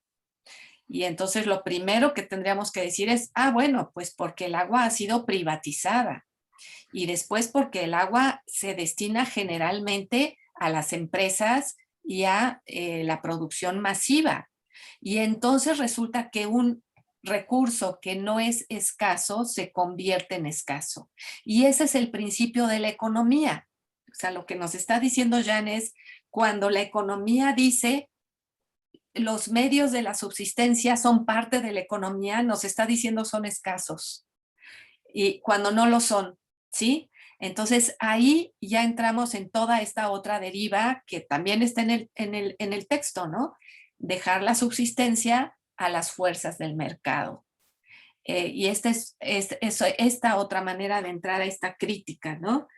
Y nada más para aclarar que era Bolívar Echeverría y no Bolívar Zapata de ninguna manera, y que lo que yo decía no era que hubieran discutido entre ellos, ni siquiera que se hubieran leído, ¿no? Sino que hay un diálogo, porque de repente encontramos diálogos entre autores que ni se conocen y que son incluso de otro momento, ¿no? Pero eso era lo que yo quería decir. Y por último, yo quisiera pensar con ustedes cómo la manera de escribir, y no sé cómo sintieron este texto, pero la manera casi coloquial, ¿no? De irnos llevando y de finalizar con esta lista tan, pues, tan contundente, ¿no? De las cosas que deben de ir antes que otras, ¿no? O sea, el agua antes que los diamantes, la subsistencia antes que la economía. Creo que es una forma muy recurrente que tiene Jean Robert para expresar las cosas que son muy complejas de una manera muy, muy directa y muy didáctica, diríamos, ¿no? Creo que eso también hay que relevarlo. Creo que esas eran solo parte de las notas que me provocaron también sus reacciones al texto. Gracias. Muchísimas gracias, Márgara. No sé si Silvia Grunic quiera decir algo. Está compartiendo algunas reflexiones en el chat.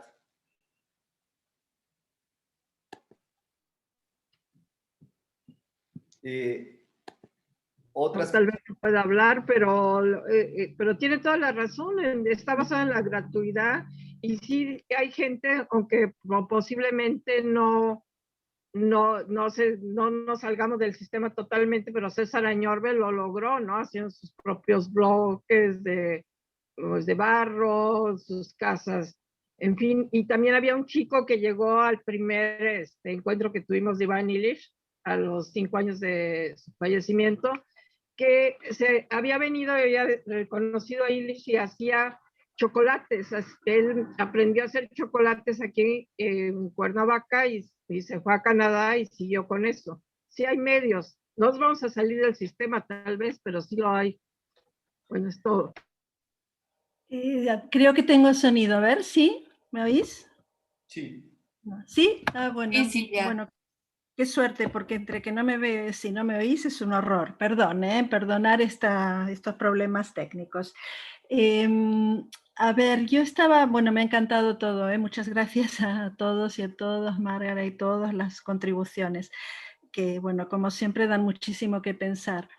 Yo estaba, bueno, he escrito alguna cosa, sí, porque claro, a veces hablamos de sistema y nos quedamos pensando en el sistema capitalista patriarcal, que es el que conocemos y al que estamos más acostumbrados.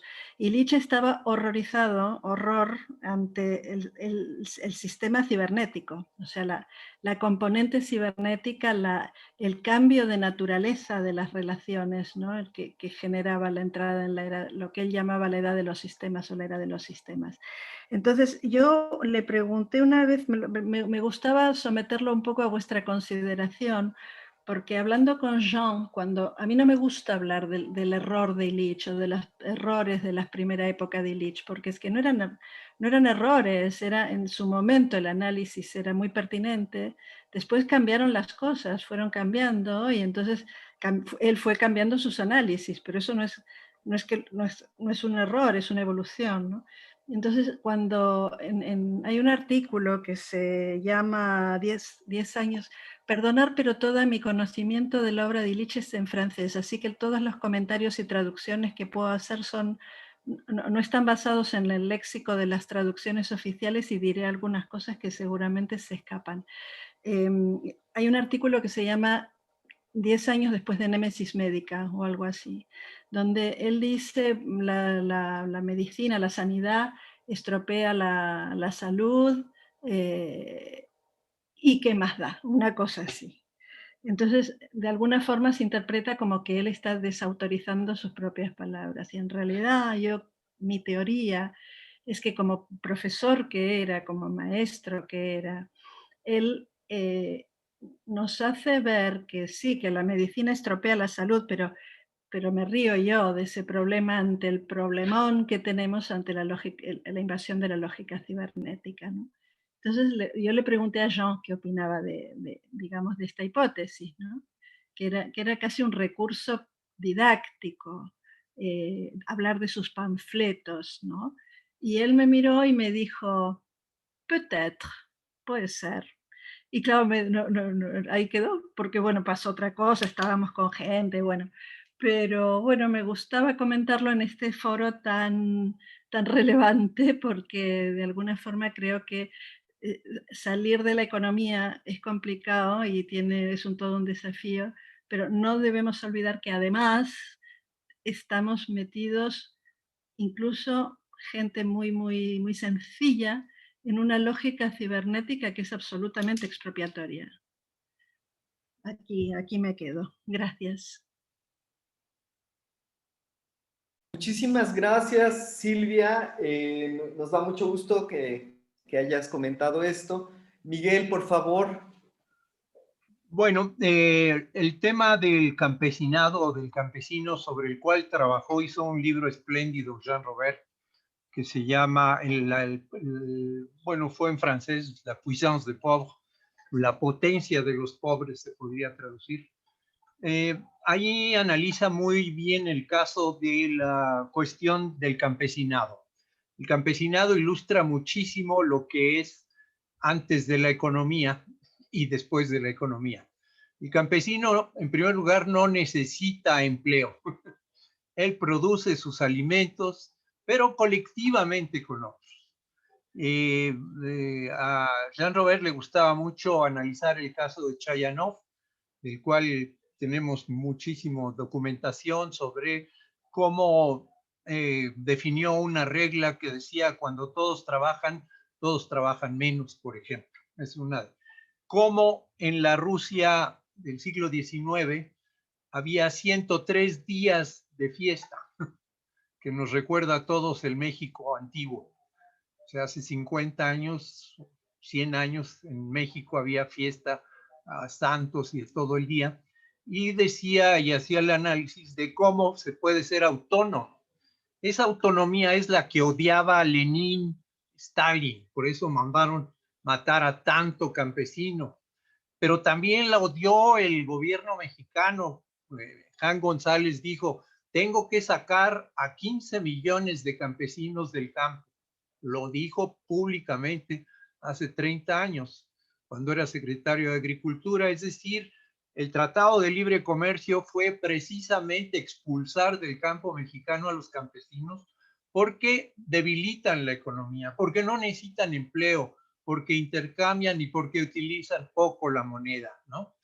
Entonces, la lucha contra el campesino que empezó en Inglaterra, hay que recordar que donde nació la economía, nació la muerte del campesino, es precisamente el ejemplo de la autonomía que hablamos, no la autonomía neoliberal ni la autonomía individualista que tienen en Estados Unidos.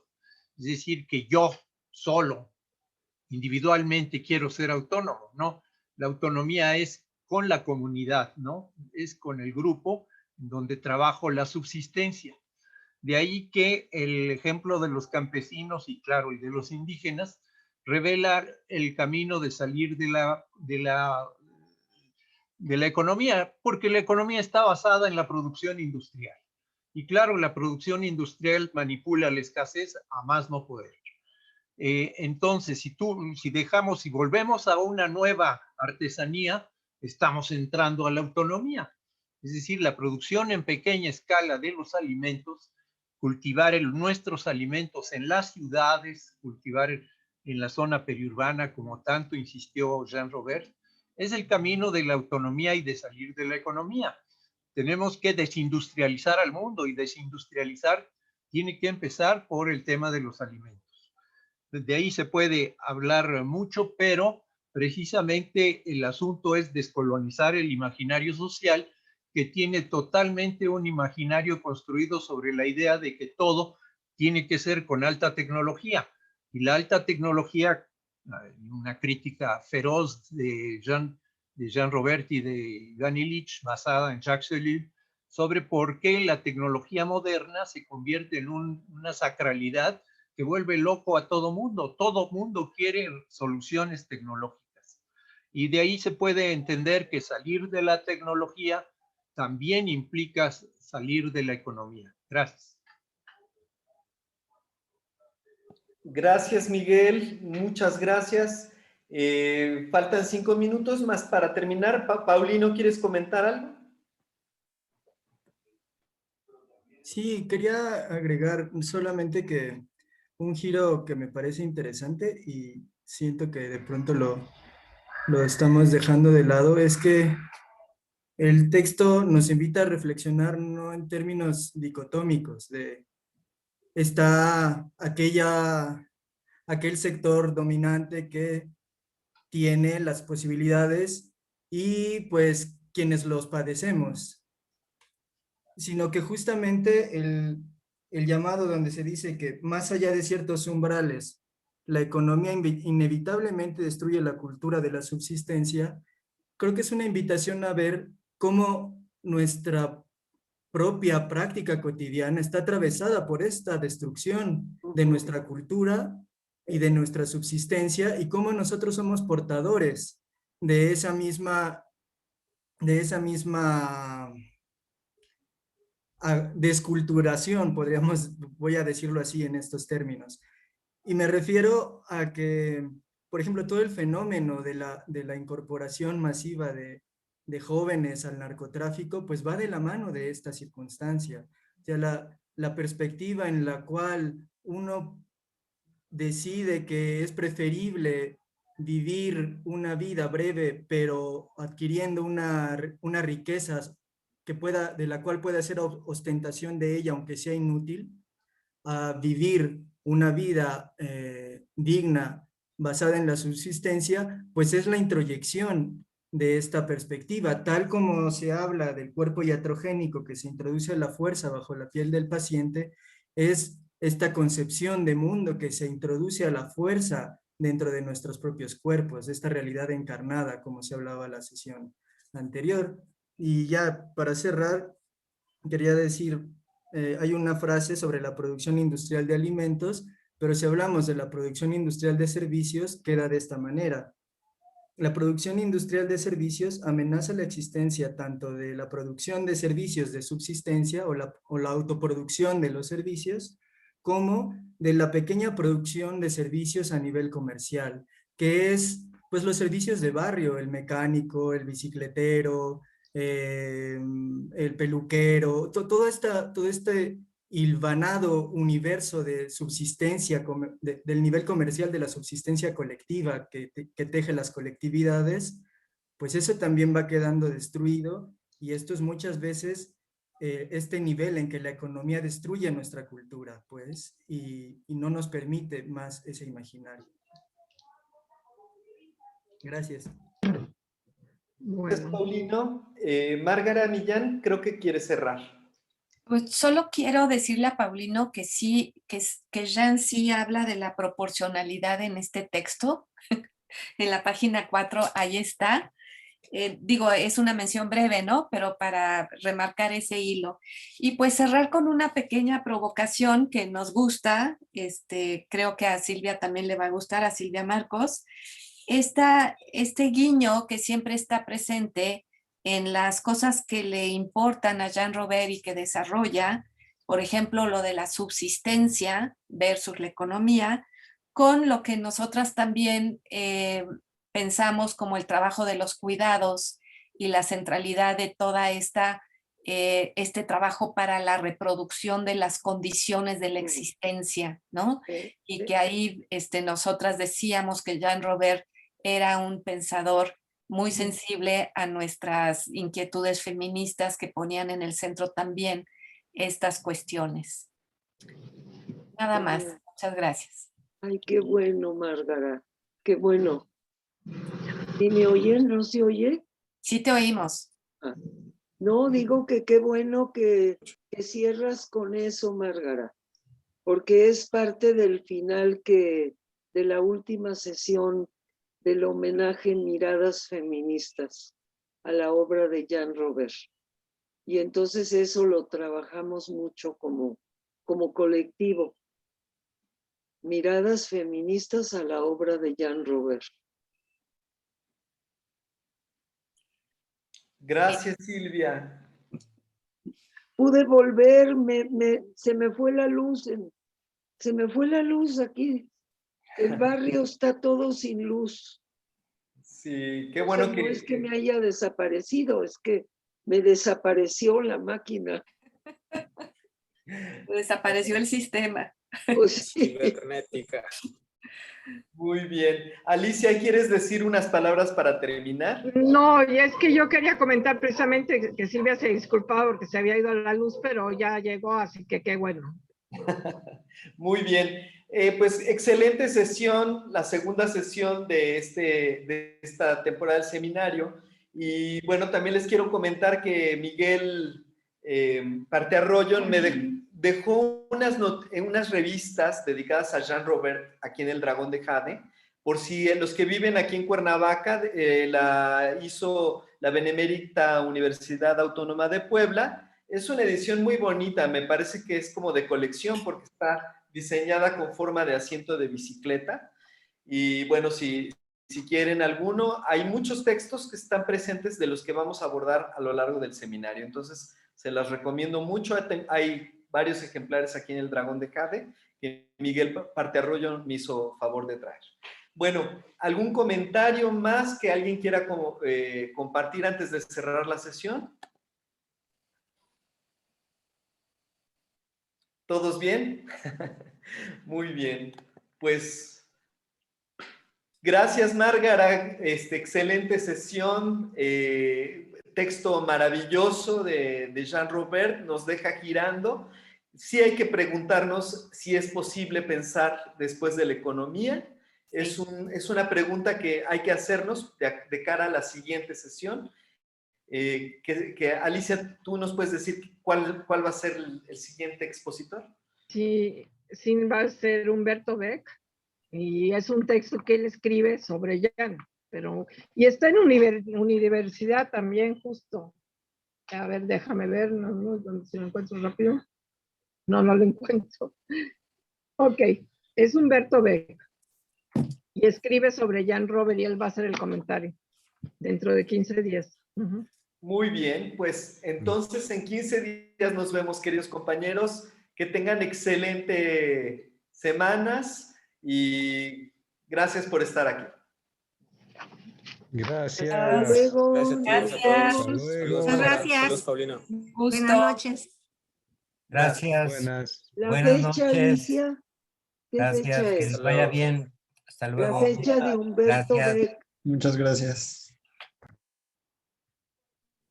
Es la primera semana de julio, el primer lunes de julio. Ah, ya. Muy bien. Una poética del lugar de Humberto Beck. Gracias, Alicia. Gracias. Nos vemos. Chao, queridos. Fernando. Chao, chao. Silvia. Qué gusto. Qué gusto. Coti, qué gusto.